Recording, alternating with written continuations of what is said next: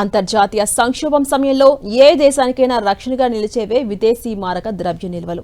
ప్రస్తుతం Iran, America మధ్య జరుగుతున్న యుద్ధం ఎఫెక్ట్ ప్రపంచ దేశాలపై తీవ్రంగా పడుతోంది.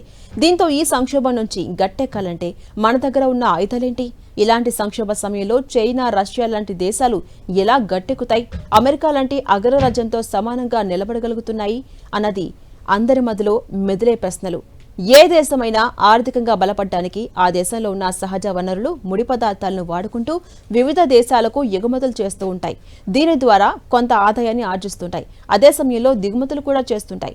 విదేశాల నుంచి భారీ ఎత్తున పెట్టుబడులను సైతం ఆకర్షించి ఆ దేశాన్ని ఆర్థికంగా పటిష్టపరుచుకుంటాయి. అవసరమైతే వివిధ దేశాల నుంచి అప్పులు తీసుకొచ్చి ఆదాయాన్ని జనరేట్ చేస్తుంటాయి. అదే సమయంలో ఆ అప్పులను సకాలంలో తీరుస్తూ విదేశీ పెట్టుబడులను ఆకర్షిస్తుంటాయి. ఇక యుద్ధం ప్రారంభమైన నాటి నుంచి నేటి వరకు అసలు భారత్ దగ్గర ఉన్న విదేశీ మారక నిల్వలెంత? ప్రపంచ దేశాల విదేశీ మారక నిల్వలతో పోలిస్తే మనం ఏ స్థానంలో ఉన్నాం? ఈ సంక్షోభ సమయంలో భారత్ను ప్రపంచ దేశాల సరసన నిలబెట్టే విదేశీ మారక నిల్వలు ప్రస్తుతానికి దండిగానే ఉన్నాయి. ఆర్బీఐ లెక్కల ప్రకారం ప్రస్తుతం భారత్లో విదేశీ మారక ద్రవ్య నిల్వలు $700 బిలియన్ పైగా ఉన్నాయి.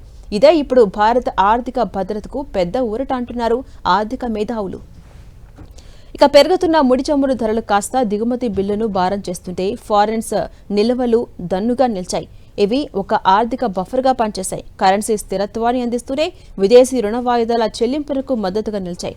ఫారెక్స్ నిల్వల పరిమాణాన్ని బట్టే ఇన్వెస్టర్స్ విశ్వాసము ఉంటుంది. అంటే ఎంత ఎక్కువ ఫారెక్స్ నిల్వలుంటే ఆర్థిక బలంలో ఆ దేశ స్థానం అంత బలంగా ఉన్నట్లు లెక్క.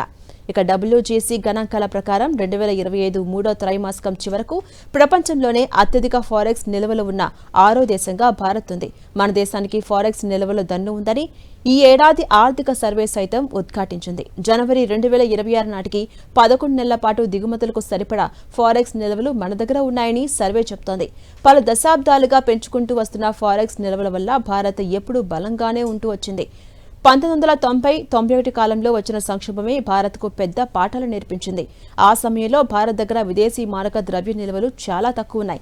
అయినా సరే భారత్ నెగ్గుకు రాగలిగింది. ఆ సంక్షోభం నేర్పిన పాఠాలతో భారత విదేశీ మారక ద్రవ్య నిల్వలు పెంచుకుంటూ వస్తోంది. ఆర్థిక సరళీకరణల వల్ల 2000 ప్రారంభంలో మూలధన నిధులను భారత్ ఆకర్షించడం ప్రారంభించింది. దీంతో 2000-2001లో $42 బిలియన్ ఉన్న నిల్వలు కాస్త మూడేళ్లలోనే మూడింతలై $113 బిలియన్ చేరుకున్నాయి. ఇక పోర్టుఫోలియో పెట్టుబడులు పెరగడంతో 2005-2006 నాటికి $152 బిలియన్ చేరి 2007-8 కల్లా $300 బిలియన్ అధిగమించాయి. ప్రస్తుతం భారత్ దగ్గర $697.12 బిలియన్ విదేశీ మారక నిల్వలున్నాయి. అవే ఇప్పుడు ఈ సంక్షోభం నుంచి కాపాడుతున్నాయి.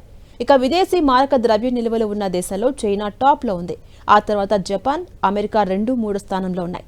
భారత్ దగ్గర ఉన్న విదేశీ మారక నిల్వలు ప్రస్తుతానికి పర్వాలేదు అనిపించుకున్నప్పటికీ మున్ముందు రోజుల్లో ఇలాంటి పరిస్థితులు వస్తే ఇవి సరిపోవు. దీంతో ఫారెక్స్ నిల్వలను కనీసం 12 నెలలకు సరిపడా పెంచుకోవాల్సిన అవసరం ఉందని విశ్లేషకులు సూచిస్తున్నారు.